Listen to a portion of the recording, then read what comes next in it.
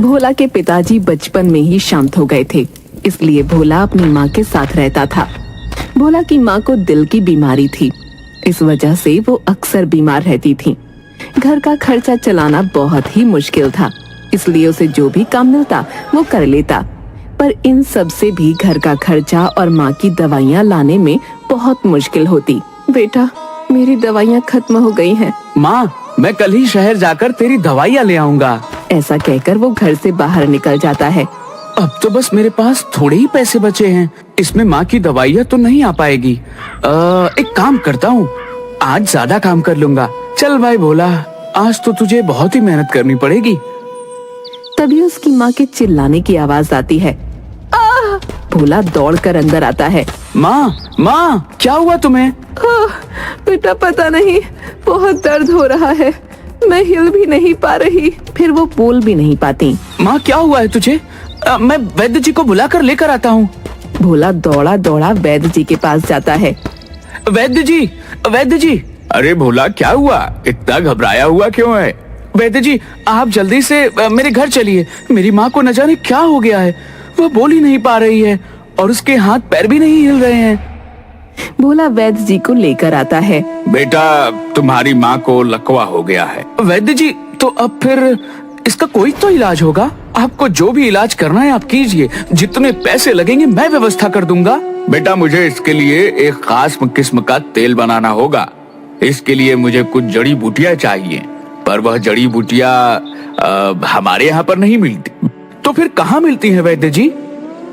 वैद्य जी अपने झोले में से एक किताब निकालते हैं और उसमें से भोला को उन जड़ी बूटियों के बारे में बताते हैं। अगर तुम्हें यह मिल गई तो मैं तुम्हारी माँ का इलाज शुरू कर दूंगा, और यह किताब भी अपने साथ ले जाओ, काम आएगी। ठीक है वैद्य जी, मैं इन्हें लेकर आऊंगा।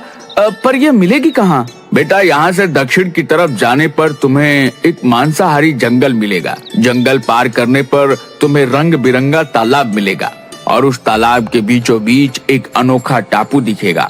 वहाँ पर तुम्हें यह जड़ी बूटी मिल जाएगी। अच्छा वैद्य जी, मैं कल सुबह ही वहाँ के लिए निकलता हूँ। ठीक है बेटा, पर तुम्हें बहुत ही ज्यादा सावधानी बरतनी पड़ेगी। उस जंगल में भूल कर भी किसी भी पेड़ को हाथ मत लगाना। उस टापू पर जो कोई भी गया है वह वापस नहीं आया। आप फिक्र मत कीजिए वैद्य जी, मैं बूटी लेकर जल्द ही आऊंगा। बस आप मेरी माँ का ध्यान रखना। ठीक है बेटा, तुम निश्चिंत होकर जाओ। भोला अगली सुबह ही उस टापू के लिए निकल जाता है। वहाँ पर चलते चलते वो मांसाहारी जंगल में पहुँच जाता है। वहाँ पर भोला को बहुत से इंसानों और जानवरों के कंकाल दिखाई पड़ते हैं। लगता है कि यही मांसाहारी जंगल है। वो वहाँ से आगे बढ़ जाता है। कुछ दूर चलकर, अब तो बहुत ही ज्यादा थक गया हूँ, थोड़ी देर यहाँ पर बैठकर आराम कर लेता हूँ। फिर भोला एक पेड़ के नीचे बैठकर आराम करने लगता है। तभी एक पत्ता उड़कर भोला के हाथ पर चिपक जाता है। उसे एहसास होता है कि उसके हाथों में से खून निकल रहा है। अरे, यह क्या हुआ? यह कैसा पत्ता है? मेरे हाथों में से निकल ही नहीं रहा और लगता है मानो मेरा खून चूस रहा हो। जैसे तैसे भोला उस पत्ते को अपने हाथों पर से हटाता है और वहाँ से उठकर जाने लगता है। लगता है इसी वजह से इस जंगल को मांसाहारी जंगल कहते होंगे।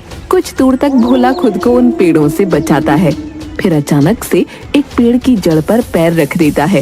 वो जड़ उसके पैरों को जकड़ लेती है।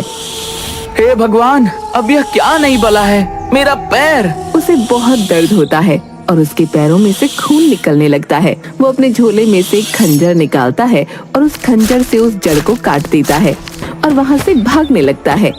जैसे तैसे वो उस जंगल को पार कर लेता है। हे भगवान, इतना खतरनाक जंगल! आज तो बाल बाल बच गया।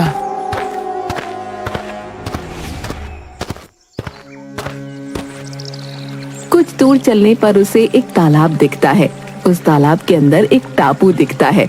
लगता है यही वह अनोखा टापू है जहाँ पर मुझे माँ के इलाज के लिए जड़ी बूटियाँ मिलेंगी। पर वैद्य जी ने तो कहा था कि तालाब रंग बिरंगा होगा, पर यह तो बिल्कुल सामान्य ही है। भोला को वहाँ पर अलग अलग तरह की मछलियाँ दिखाई देती हैं। उनके रंग की वजह से वो तालाब रंग बिरंगा हो जाता है। अच्छा, तो इन रंग बिरंगी मछलियों की वजह से तालाब को रंग बिरंगा तालाब कहते हैं। मैं तो कुछ और ही समझा था। चलो यहाँ पर पानी पी लेता हूँ, बहुत देर से प्यास लग रही थी। भोला उस तालाब में पानी पीने जाता है। वो हाथ मुंह धोकर जैसे ही अपने मुंह में पानी डालता है, उसे अजीब लगता है। वो पानी को थूक देता है। भोला देखता है कि पानी में उसका रंग निकल रहा है। अरे यह कैसा तालाब है, इसमें तो मेरा रंग निकल रहा है। फिर उसे एक बड़ी सी मछली दिखती है। उस मछली का रंग भी पानी में उतर रहा था। अच्छा, इसका मतलब यह है कि अगर इस पानी में कुछ भी डाला जाए तो उसका रंग पानी में मिल जाता है और तालाब रंग बिरंगा हो जाता है। भोला आसपास से लकड़ियां इकट्ठी करके अपने लिए एक नाव तैयार करता है और उस नाव से टापू की तरफ जाता है। भोला कुछ ही देर में टापू पर पहुंच जाता है। इस टापू में ऐसी कौन सी खास बात है जो इसे अनोखा टापू कहते हैं? मुझे तो कुछ खास नहीं लग रहा। भोला को एक आवाज आती है। अरे तुम कहाँ जाती और यहाँ तक कैसे पहुँची? अरे यह आवाज यह कहाँ से आ रही है? लगता है मेरा भ्रम है। फिर भोला आगे बढ़ता है। उसे फिर से आवाज आती है, रुक जाओ, तुम आगे नहीं बढ़ सकती। और बहुत सारे बौने इकट्ठा होकर भोला को घेर लेते हैं।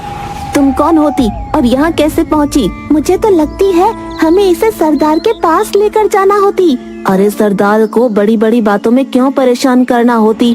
तुम रुको, मैं इसे अभी खत्म कर देती हूँ। फिर वो बौना अपनी तलवार निकालकर भोला को दिखाता है। बौना उछल उछल कर उसकी गर्दन पर मारने की कोशिश करता है, पर वो छोटा होने की वजह से उसकी गर्दन तक नहीं पहुंच पाता। अरे ये इतना छोटा होती कि मेरी तलवार ही इसकी गर्दन तक नहीं पहुंचती। इसे थोड़ा ऊपर करो। फिर सारे बौने भोला को पकड़कर नीचे घुटनों के बल बैठा देते हैं। भोला को कुछ भी समझ नहीं आ रहा था कि उसके साथ क्या हो रहा है। बौना भोला की गर्दन पर तलवार रखकर, बोलो तुम कौन होती और यहाँ क्यों आई? अरे भाई रुको रुको, मेरा नाम भोला है और मैं यहाँ पर अपनी माँ के इलाज के लिए कुछ जड़ी बूटियाँ लेने आया हूँ। तुम झूठ बोलती। अगर तुम सच बोलती तो मैं तुम्हारी गर्दन उड़ा देती। अरे भाई मैं सच बोल रहा हूँ, पर सच बोलने पर क्यों मार रहे हो? क्या सच बोलती? रुको, मैं तुम्हें अभी जान से खत्म कर देती। रुको, इसे हम पहले सरदार के हवाले करती, वही इसका कुछ करती। हे भगवान, ये क्या हो रहा है? मुझे तो कुछ भी समझ नहीं आ रहा। और ये कैसे बात कर रहे हैं? भगवान बस इतना कर देना कि मैं अपनी माँ के लिए जड़ी बूटियाँ लेकर पहुँच जाऊँ। सारे बौने भोला को पकड़कर बौनों के सरदार के पास ले जाते हैं। भोला को देखकर सभी बौने उसके आसपास इकट्ठा हो जाते हैं। तभी एक बौना भोला के झोले को लेकर उसे टटोलता है, तो दूसरा भोला को बैठाकर उसके कंधे पर बैठ जाता है और बाकी सभी भोला को घेर कर उसके आसपास खड़े हो जाते हैं। उई उई उई, तुम कौन होती? अरे ये कितना छोटा होती। सरदार, मुझे लगती कि ये कोई लुटेरा होती जो हमारी टापू पर घुस आती। अरे नहीं नहीं, मैं लुटेरा नहीं हूँ, मैं तो भोला हूँ। मैं चंदन नगर से आया हूँ। मुझे अपनी माँ के लिए कुछ खास जड़ी बूटियाँ चाहिए जो कि सिर्फ यहीं पर मिलती हैं। आप मुझे वो दे दीजिए, मैं यहाँ से चला जाऊंगा। ये देखिए, मुझे वैद्य जी ने एक किताब, उनकी जड़ी बूटियों की किताब भी दी है। उन्होंने कहा कि इस किताब को अगर तुम्हें दिखा दूंगा तो तुम्हें यकीन हो जाएगा कि मैं स्टडी बूटी का दुरुपयोग नहीं करूंगा। फिर भोला वो किताब बौनों के सरदार को देता है। हुई हुई, पर हम फिर भी तुम्हें वह जड़ी बूटी नहीं दे सकती। पर क्यों? क्योंकि हमारे जड़ी बूटी के बगीचे में एक राक्षस ने कब्जा कर लिया है। वह बहुत ही ताकतवर होती और वह हमें बहुत परेशान करती। क्या इसका मतलब है कि मैं अपनी माँ के लिए जड़ी बूटी नहीं ले जा सकता? हाँ, जब तक वह राक्षस होती तुम यहाँ से जड़ी बूटी नहीं ले जा सकती। जल्दी जल्दी यहाँ से भागती भागती। सभी बौनों में हाहाकार मच जाता है। सभी लोग उस दानव के डर से छुप जाते हैं और भोला को भी अपने साथ छुपा लेते हैं। वो राक्षस वहाँ पर जाता है और इधर उधर देखता है, पर उसे कोई नहीं दिखता। अरे बौनो, कहाँ पर छुप छुप कर बैठे हो और कब तक छुपोगे? एक न एक दिन तो मेरे हाथ में आना ही है और छुटकी सरदार, तू तो मेरे हाथों से नहीं बच पाएगा। और गुस्सा होकर वहाँ से चला जाता है। तभी बौने छुपी हुई जगह से बाहर निकलते हैं। उस राक्षस ने उस बागीचे पर क्यों कब्जा कर रखा है?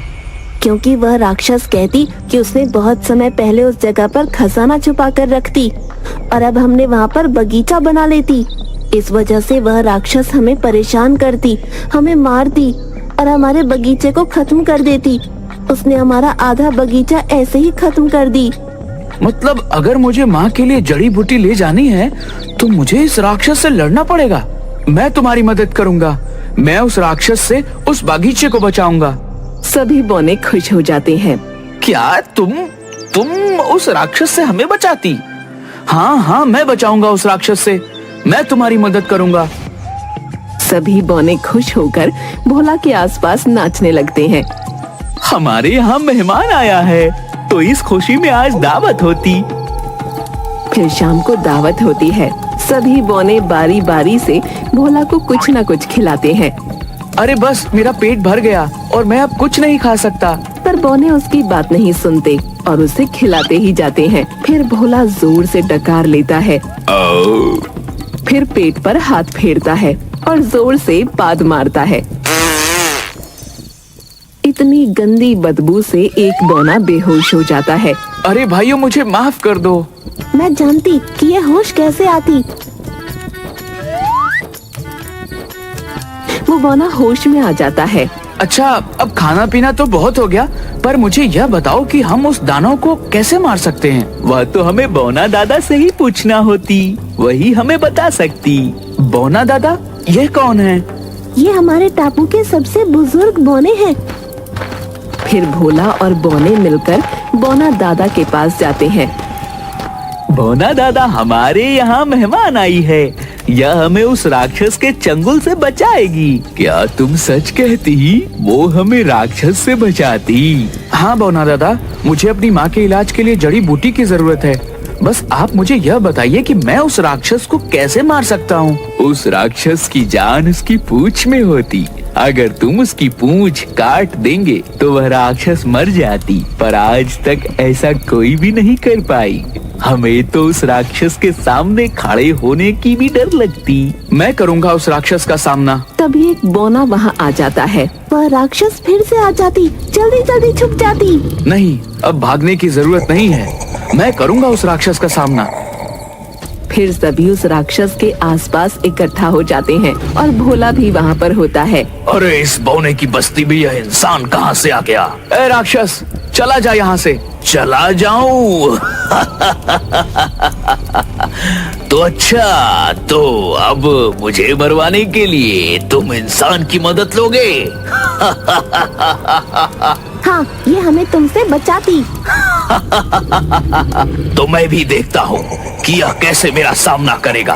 तो ठीक है, कल शाम को तुम फिर यहाँ आना। अगर मैं जीत गया तो तुम इस टापू को छोड़कर यहाँ से चले जाओगे, और अगर मैं जीता तो इन बौनों को हमेशा मेरी गुलामी करनी पड़ेगी। ठीक है, मुझे मंजूर है। तो कल शाम को मुकाबला पक्का।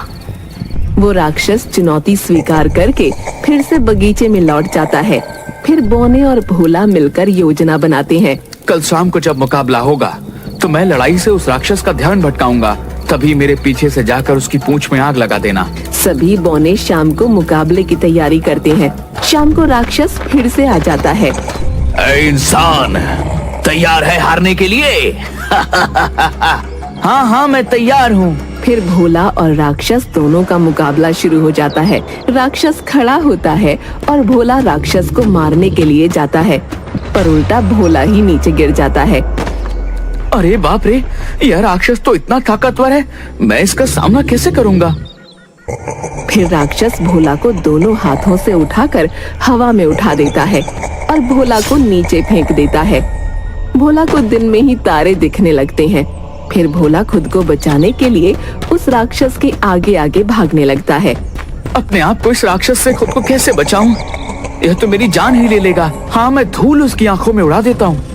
फिर भोला जमीन की धूल को राक्षस की आंख में उड़ा देता है।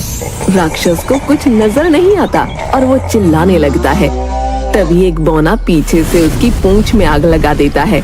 बचाओ, बचाओ, तुम सबने मेरे साथ धोखा किया है। और राक्षस नष्ट हो जाता है। सब बौने खुश हो जाते हैं और नाचने लगते हैं। अब तो मुझे वह जड़ी बूटी मिल जाएगी ना? हाँ हाँ, अब तुम उस जड़ी बूटी को ले जा सकती। मैं खुद तुम्हें वह जड़ी बूटी देती। सुबह होते ही बोनो का सरदार भोला को बगीचे में ले जाकर उसे जो भी जड़ी बूटियां चाहिए थीं, वो दे देता है। ध्यान रखती, इसे किसी भी गलत इंसान के हाथ में नहीं देती, नहीं तो कोई भी इसका दुरुपयोग कर सकती। ठीक है, मैं ध्यान रखूंगा। यह लेती, इस ताबीज को पहनकर तुम सुरक्षित घर पर पहुंच जाती और इसकी मदद से तुम्हें कोई भी चोट नहीं पहुंचा सकती। भोला बोने के गले मिलकर अपने घर के लिए निकल जाता है। यह लीजिए वैद्य जी, आपने जो जो जड़ी बूटियां कही थी, मैं सभी लेकर आया हूँ। अरे वाह बेटा, तुमने तो नामुमकिन को भी मुमकिन कर दिया। मैं अभी से वह खास तेल बनाना शुरू कर देता हूँ। फिर वैद्य जी वो खास तेल बना देते हैं और भोला की माँ का इलाज शुरू कर देते हैं।